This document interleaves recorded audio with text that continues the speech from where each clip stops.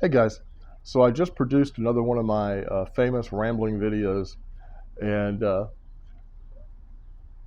there's a point that I wanted to make in that video that I didn't even mention, much less make the point, and that's the reality you face or the dangers you face if you're listening to multiple people, multiple Amazon gurus on YouTube or TikTok or whatever platform that you happen to find their information on.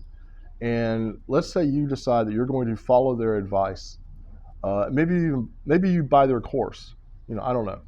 So you listen to this guy over here. We'll call him Charlie. Completely fabricated name, not linked to a real person at all. This is just a, a fabricated scenario for you. You're watching Charlie's videos quite a bit, and maybe you even buy Charlie's course. And there's another person over here that you really like, Susan, and you listen to her quite a bit, and the stuff that she says makes sense to you as well. And maybe you even buy her course. So now you've got these two gurus that you're following, and you've got these courses that you may or may not have bought. But the problem is, unless Charlie and Susan are dealing with exactly the same thing, and they're dealing with it genuinely, in that we're assuming for this scenario that they both actually sell on Amazon. They don't just make courses about selling on Amazon. They are the real deal. They actually sell on Amazon. Well, unless they do exactly the same thing, you're going to find problems with trying to combine information from two coaches. Uh, and just to put this in a real world scenario that I think more people than not can identify with, if you've ever been involved in sports of any type, whether we're talking baseball, basketball, soccer, hockey, cricket, whatever, if you've ever been involved in sports, you should have one coach. Okay, that's the guy who shows up for every practice and every game, and he's the team coach. You know how confusing it gets when you've got parents on the sidelines screaming instructions at their kids as they play the game. Telling them to rush the ball or don't rush the ball or smother the puck or do whatever. Uh, all of a sudden you've got more than one coach, and the team has 50 coaches now because all the parents are out there, giving their worldly advice to every player who's within shouting distance. It makes for chaos.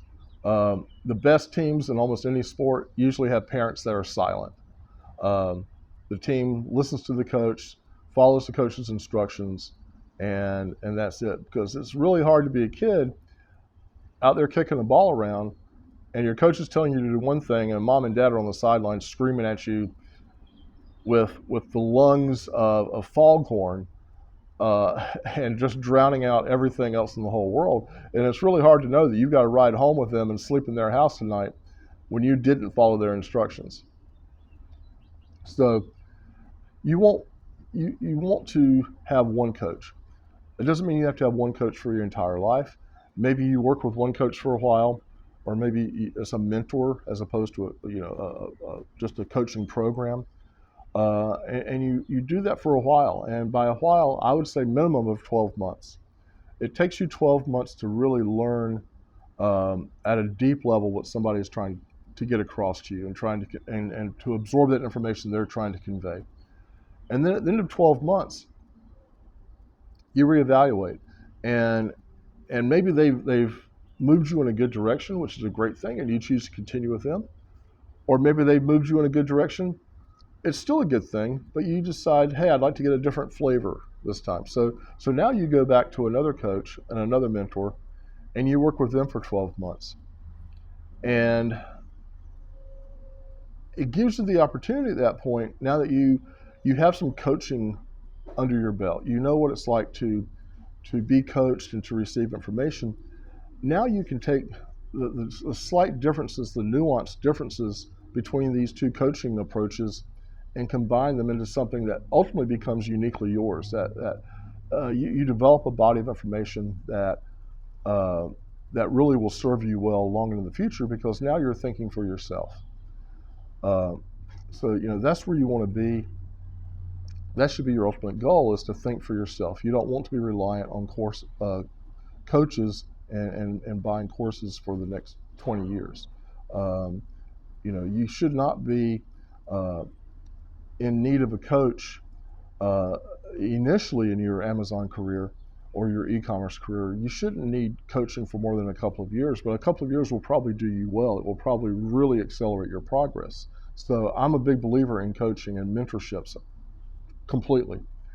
But once you reach a certain point, um, the true nitty gritty and process part of coaching should become less and less important to you.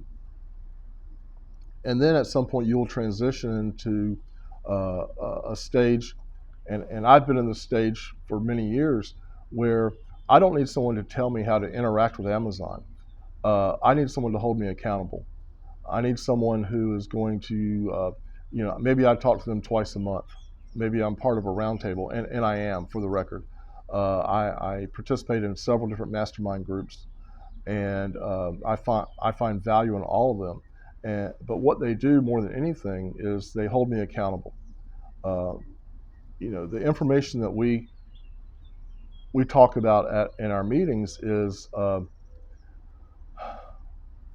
it's it's kind of we're all pulling information from the same body of knowledge, from the same or somewhat similar life experiences, and life experiences in the context of being an e-commerce seller and an Amazon seller.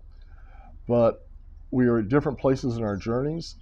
Uh, I have gone through multiple. Trying to think of the best way of saying this. I've gone through. Um, I've walked in multiple circles. How about that? Over the years, and sometimes you need someone who's a peer who has walked in those circles as well. You need a peer to come in and say, "Oh, okay, hang on, stop, slow down. Have you considered this?" And sometimes that question, that little tidbit of information that they give you, the light pops on in your head, and you realize, yeah, I'm backtracking here. I know better than this. I should do what I do best, and proceed in a different direction.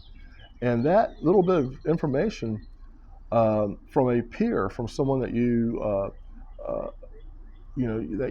someone that you uh, have found their information to be useful over time, that little bit of information can be extremely valuable. So coaching never really goes away, but the type of coaching changes. It goes from more of a instructional relationship to one of a respected peer relationship, which is why it's called peer group coaching or peer mentorship. Uh, you just want someone who's walked in your shoes, who can give you valuable feedback, because that's all you need at that point in time. You've got the information inside of you. It's just this is a question of performance coaching. So, I do both. Like I said, I'm a mentor to people who want to engage in e-commerce, but I also receive peer group coaching from people that I've known in many cases for years and years, um, who help me work through roadblocks that I may impose upon myself, and help me just overcome some obstacles that I may impose upon myself. And that's extremely common. That's extremely common. Um, People fall into behavior patterns, and sometimes it doesn't take a lot to get them out of that behavior pattern, but it does take something, and that something may very well be just a poke in the side from someone who's been there, done that, and just wants to remind you, hey, you're better than this. Stop what you're doing, backtrack, get back on the right path, and move forward. So anyway, this might have been kind of cryptic, wasn't intended to be. There's valuable advice in this video somewhere. I hope you found it. I hope you saw some value in it. Uh, if you'd like to see more, hit like and subscribe, and I'll see you in the next video.